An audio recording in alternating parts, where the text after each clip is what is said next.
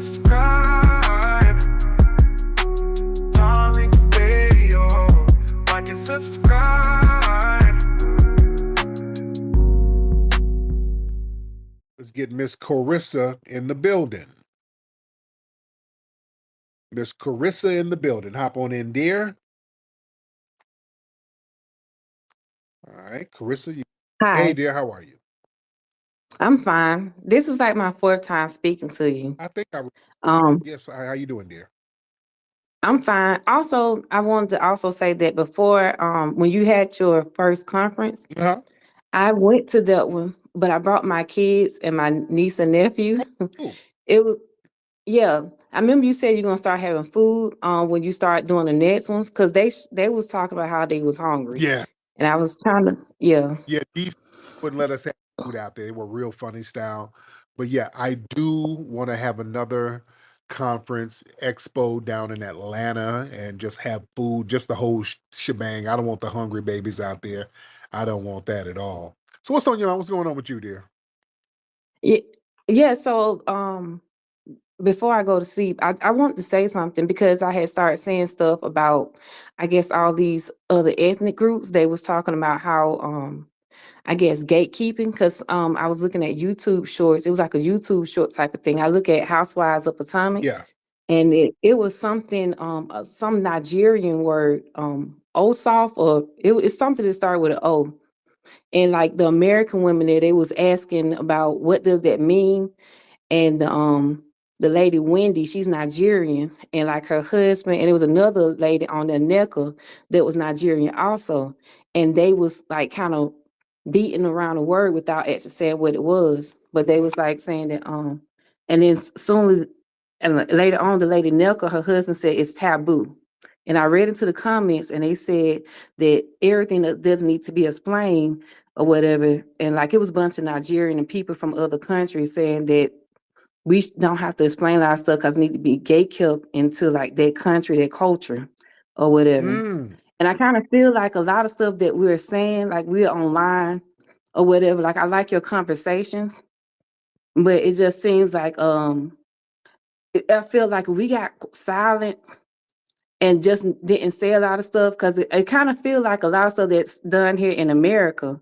It's like we kind of losing a lot of stuff. Like I see a lot of stuff. I'm from Georgia, so a lot of stuff that's here in the South, and all these people coming into Georgia, it kind of seems like it's erasing our Southern type of identity that we have with each other. And it's a new thing that's coming. Well, I don't know if it's actually new, but it's a thing that's in South Carolina and like on a Georgia border, like over there, like in the South or whatever, that North Carolina, South Carolina, and Georgia, to where they having it's like an electric slide um a dance where they have the fans.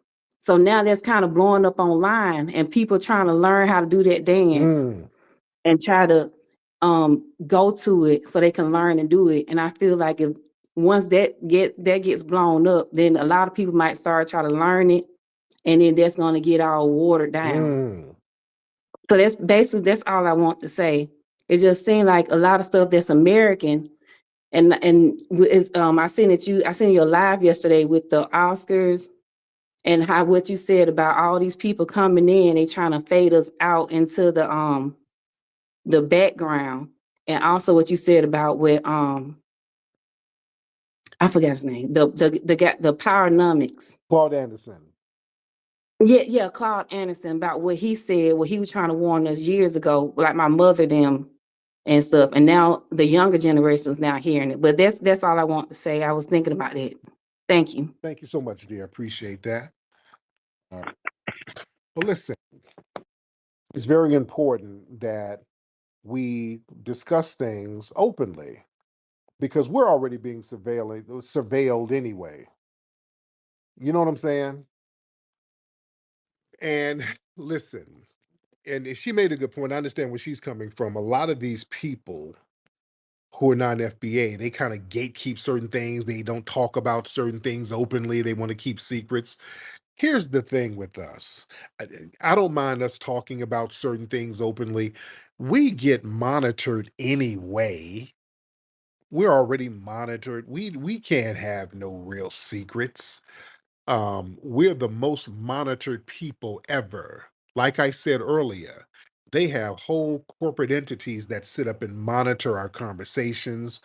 Our phone calls are being monitored, social media monitored, text messages monitored. We're monitored, man. There's a old saying in the street game: all phones are tapped. That was an old street rule that you always have to understand. All phones are tapped, meaning don't say shit on the telephone in relations to street business. You understand? That's why I'm not a big telephone person. I don't like having private telephone conversations. To this day, I'm not a big telephone person at all. Also, what I don't like, which this is something I despise. I despise with the bottom of my damn heart. When somebody get my number from somebody else and then call my phone and I don't know them, I despise that. I do not like that whatsoever. I do not like speaking on the phone to people I don't know who got my number from somebody. I don't like that at all because I don't know. Because I again, all phones are tapped. I don't want somebody I don't know calling my phone, and I don't know what you're into. I don't know what your background is. I don't know what you've done. I don't know if you are a killer. I don't know anything about you.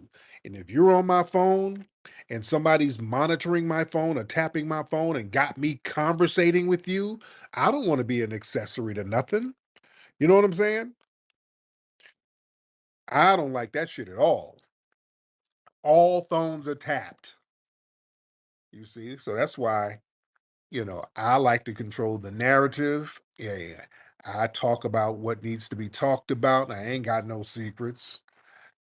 And we're already monitored as foundational Black Americans.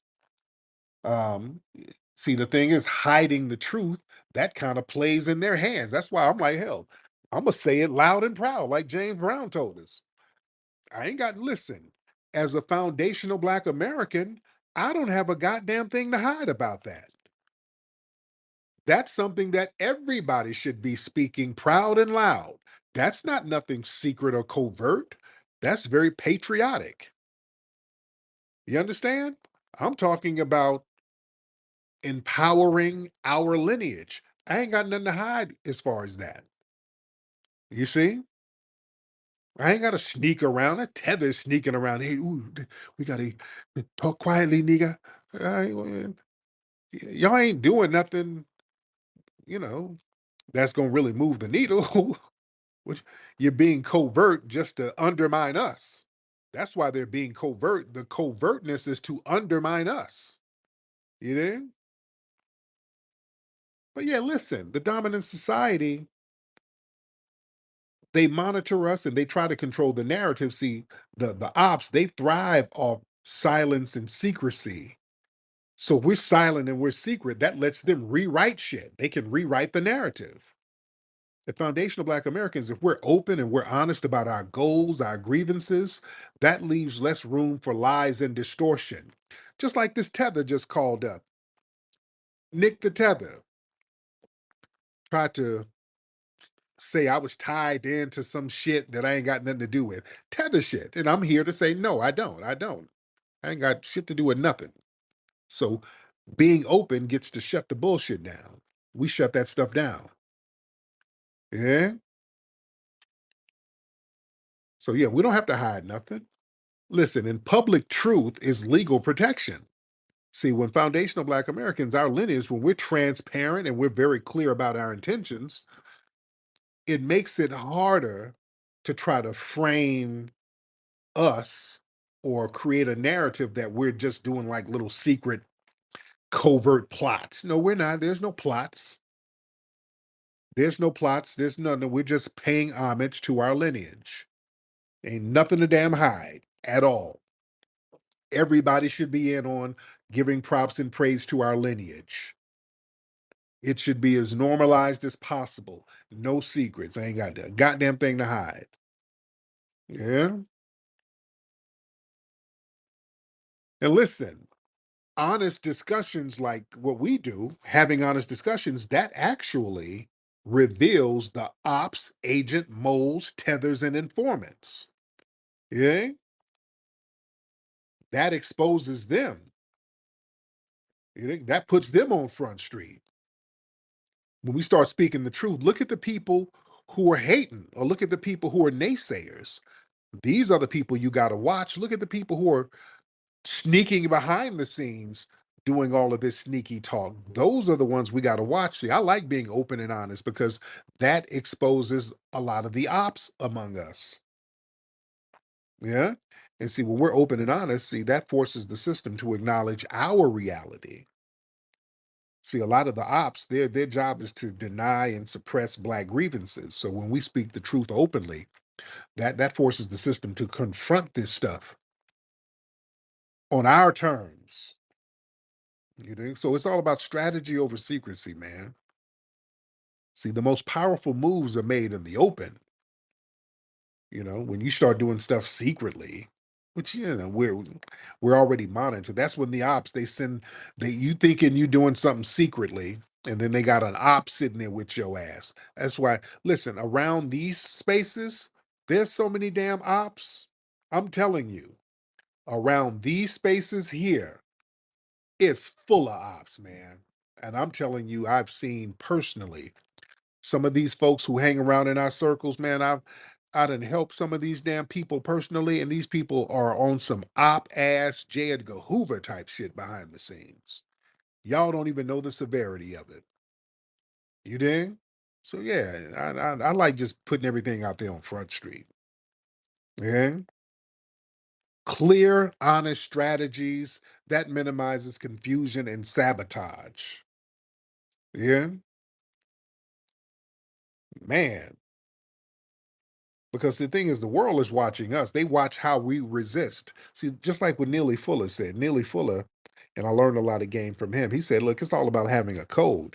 And I think somebody asked him one time, like, "What if the white supremacists are learning our codes?" He was like, "No, you know what? The code is so thorough. Having codification as Black people is so thorough. Even if the white supremacists know about it, they can't do anything about it."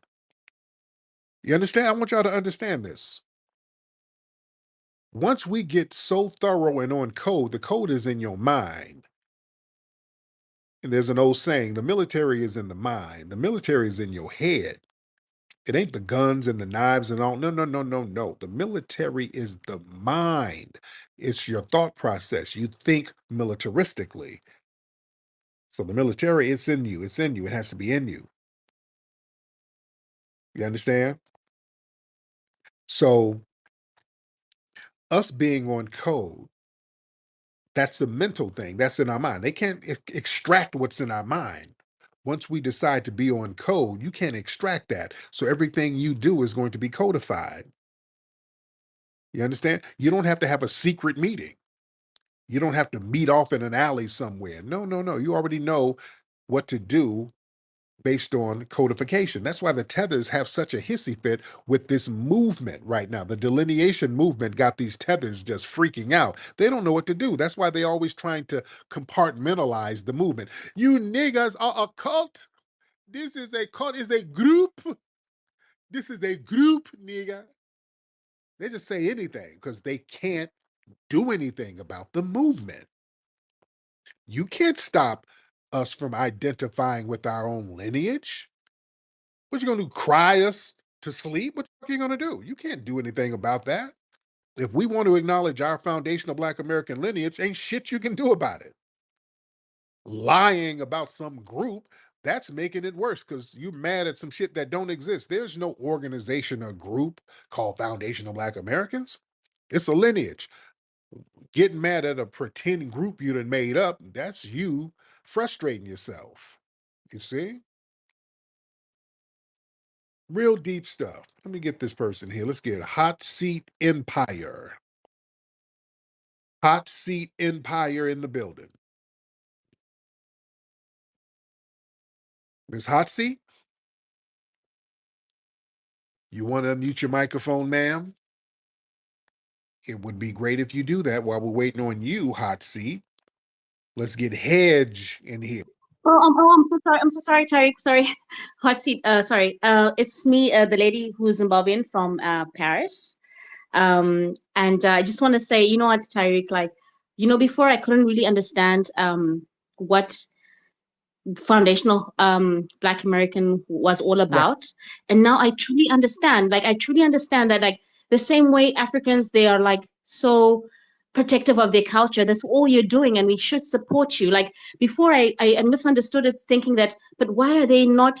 Why are they embarrassed to say they're from Africa, right? But now I understand you're not from Ah, Africa.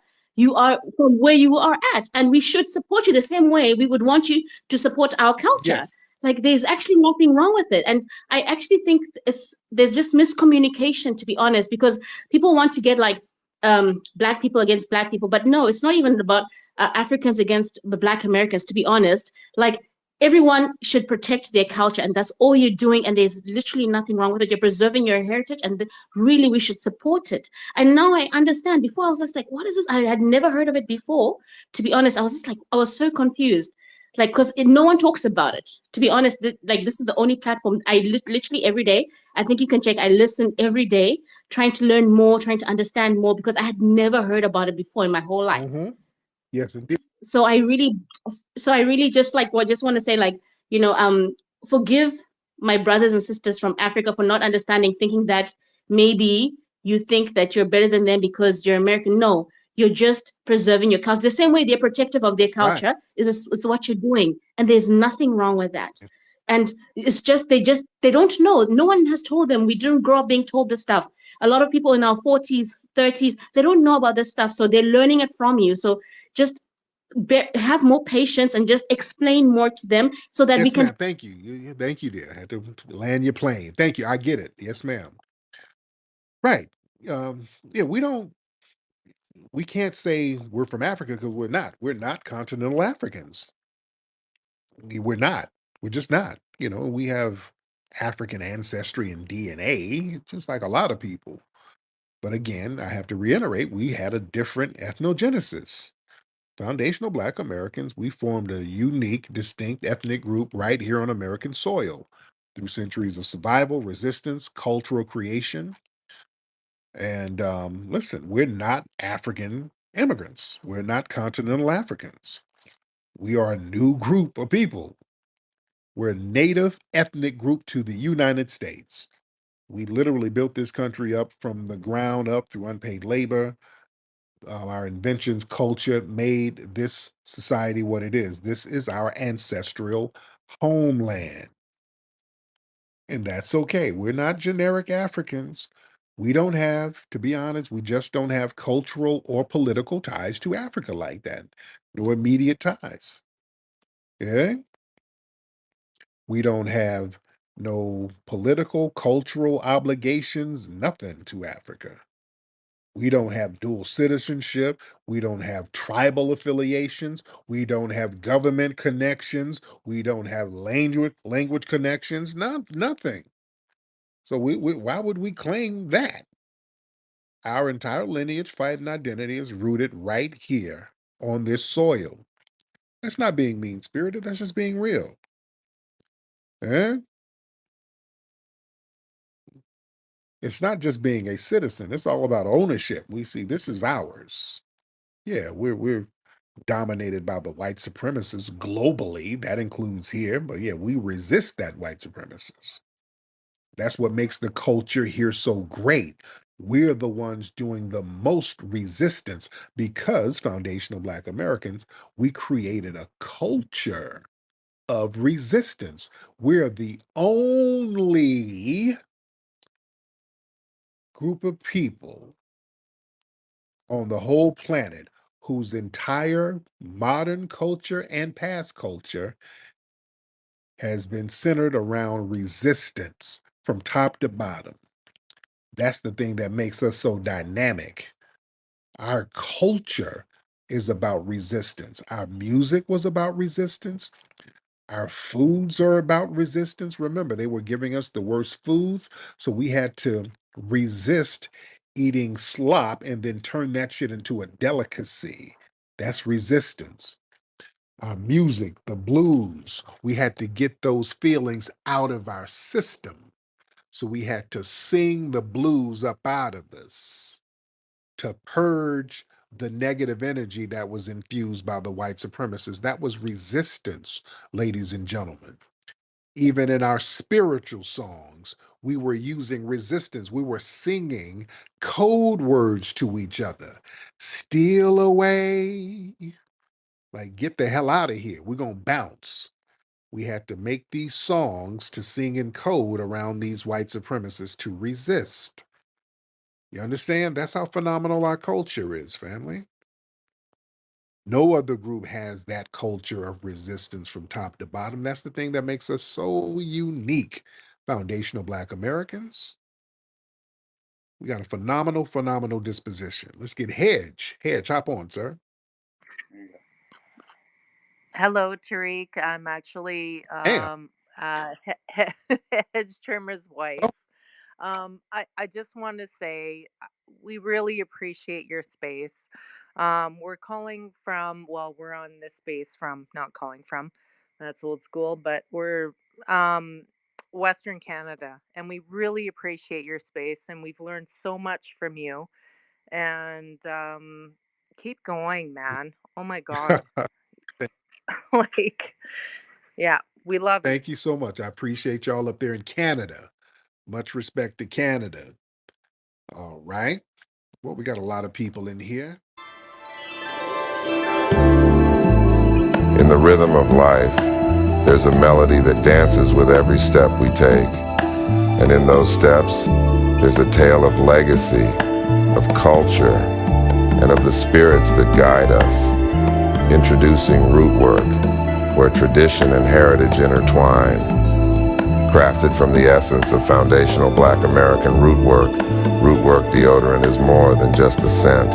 It's a connection to the spirits of our ancestors, with 6 enchanting scents to choose from, each infused with the potent High John the Conqueror root, known for its healing and protective properties. Long-lasting and enchanting, Root Work deodorant will keep you feeling fresh while embracing the spirit of Mojora, the very essence of Root Work culture.